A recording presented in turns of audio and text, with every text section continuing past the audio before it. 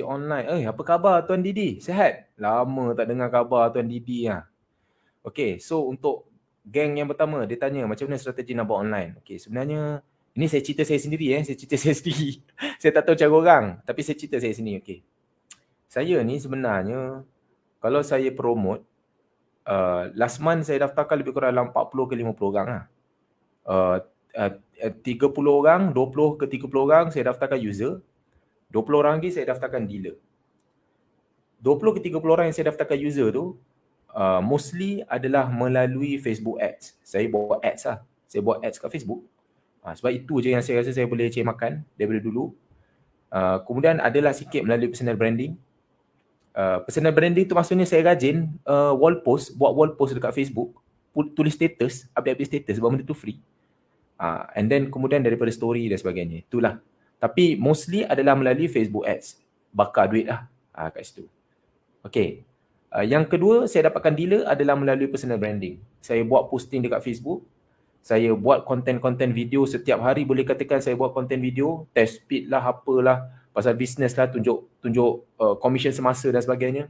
Jadi daripada situ orang datanglah jadi dealer. Tapi mostly adalah melalui status-status yang saya buat dekat media sosial. Kat situlah nak jadi dealer.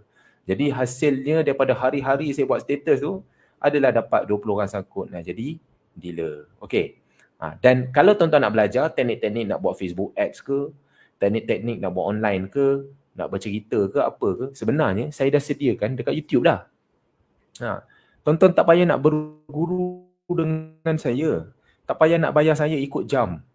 Tak payah nak jumpa lutut ke lutut berguru dengan saya. Tak perlu pun. Saya pun tak ada masa untuk saya nak untuk sesi-sesi coaching-coaching macam tu kan. Saya ni orangnya biasa-biasa je. Tak adalah orang gempak mana pun. Kasih B. Okay, tuan-tuan boleh pergi dekat HA Falah Resources ni. Tuan-tuan klik.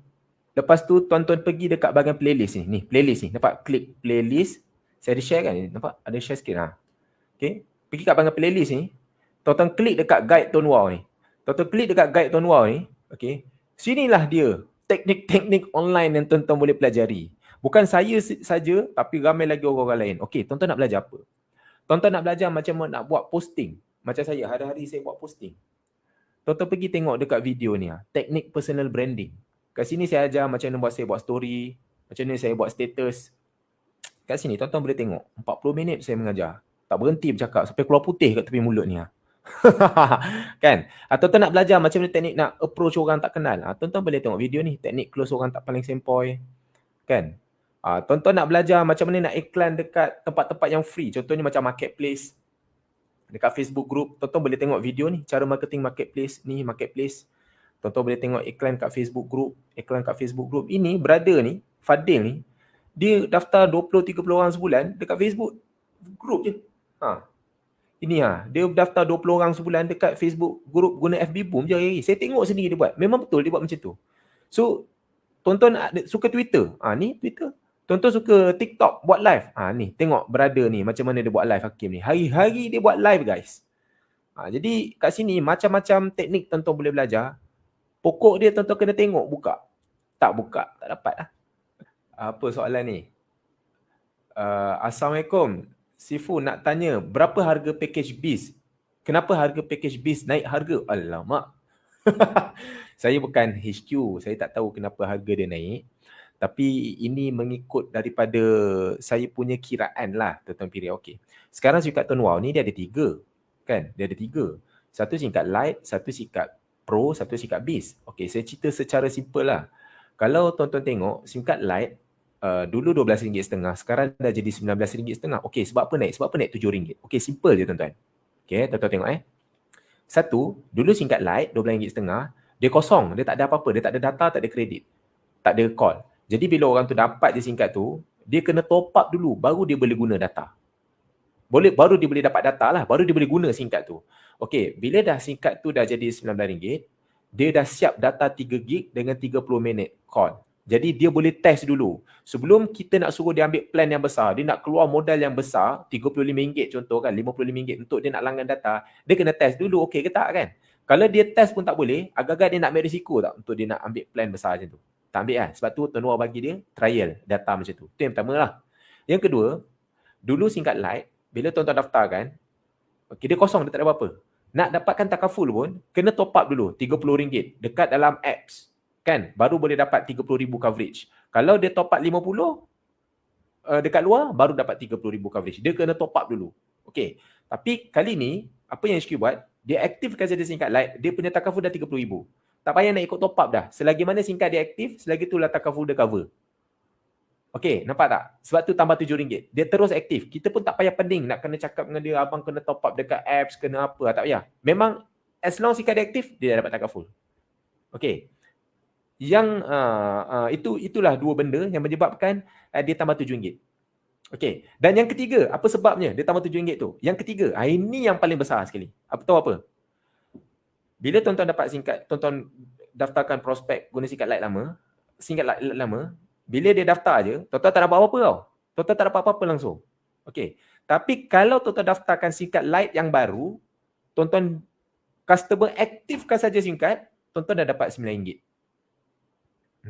Tuan-tuan dapat RM9. Okay, cuba tuan-tuan fikirlah, fikir logik. Tambah RM7. Dapat data 3GB SIM card tu tersedia. Takaful terus aktif 30,000. Tak payah top up. Lepas tu dia aktifkan SIM card, tuan-tuan dapat RM9. Tuan-tuan kena tambah RM7, tapi tuan-tuan dapat RM9.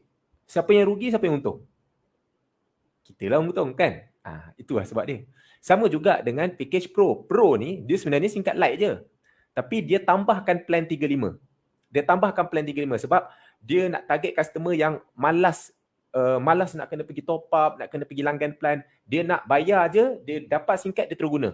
Tak payah nak kena top up. That's why ada singkat Pro. Jadi bila ada singkat Pro ni, kita boleh offer customer, tuan, alang-alang tuan nak beli singkat ni, baik tuan terus beli package yang siap ada data. Kalau tuan nak ambil Lite, tuan nanti nak kena pergi top up kat luar, nak kena buka apps, download, nak kena masuk, lepas tu langgan plan semua. Banyak kerja. Kalau tuan ambil Pro, aktif je singkat, terus guna. Sebab dia dah ada data plan 35 untuk sebulan ataupun plan unlimited untuk sebulan. Ikut harga lah. Kalau nak unlimited, kita upgrade lah masa daftar kan. Jadi itu kelebihan Pro. Kita nak senangkan customer sebab customer dia suka yang mudah. Dan yang kedua, dengan adanya Pro ni, dia akan lebih jimat. Okey, sebab apa dia lebih jimat? Sebab kalau RM19.5 campur dengan RM35, kalau dia ambil plan singkat Lite, lepas tu dia kena top up lagi kat luar RM35, total modal yang dia dah habis banyak RM54.50. Tapi kalau dia ambil Pro, singkat yang tersedia terus plan data 35, dia hanya bayar RM49.50 je. Jimat RM5. Rasa nak? Jadi bila kita cakap dia lebih jimat dan dia lebih senang, confirm customer akan ambil Pro. Bila customer ambil Pro, apa jadi kepada income tuan-tuan? Income tuan-tuan lagi cepat naik. Sebab apa? Sebab dia aktifkan saja, tuan-tuan tak dapat RM9, tuan-tuan dapat RM15. Fast track saja RM15. Itu yang pertama. Yang kedua, bila dia bayar nilai RM49.5 tu, hasil penggunaan dia selepas tu confirm lah berbeza dengan kalau dia bayar RM9. Dia bayar RM9 dengan dia bayar RM49. Mana lagi dia akan guna? Customer yang lebih berkualiti, of course lah customer yang keluar modal RM50, betul tak? Jadi dia akan guna lama. Bila dia akan guna lama, apa jadi income kita? Berterusan. Jadi itulah strategi dia. Sama juga dengan BIS. Dulu BIS RM100. 107 RM100. Ambillah RM100. Okey, sekarang BIS dah jadi RM128. Kenapa dia boleh naik 28? Simple je. Dulu BIS dia aktifkan saja, dalam SIM card tu ada kredit RM30. Betul? Jadi bila prospek tu aktifkan saja, kita akan dapat RM15. RM15. Okey, kali ni berbeza tuan-tuan. Bila customer tu aktifkan saja SIM card BIS, dia dah ada plan unlimited data dalam tu. Dia ada RM55. Plan unlimited tu sama dengan RM55. Jadi beza dah. Kalau SIM card BIS lama RM30 je ada. SIM card yang baru, SIM card tu dah tersedia, plan yang RM55 harganya. Itu yang pertama. Yang kedua, dia dah ada takaful RM54,000. Belum apa-apa lagi, dia dah ada RM54,000. SIM card BIS, dia belum ada apa-apa lagi, baru ada RM30 plan. Jadi dia ada RM30,000 saja coverage kat situ. Okey, itu beza yang kedua. Beza yang ketiga, bila dia aktifkan SIM card BIS yang lama, yang RM100 tu, kita dapat RM15. Tapi bila dia aktifkan SIM card BIS yang baru, kita dapat RM50 bang. So, balut tak? Itulah sebab dia kenapa ada baru. Okey, faham? Okey.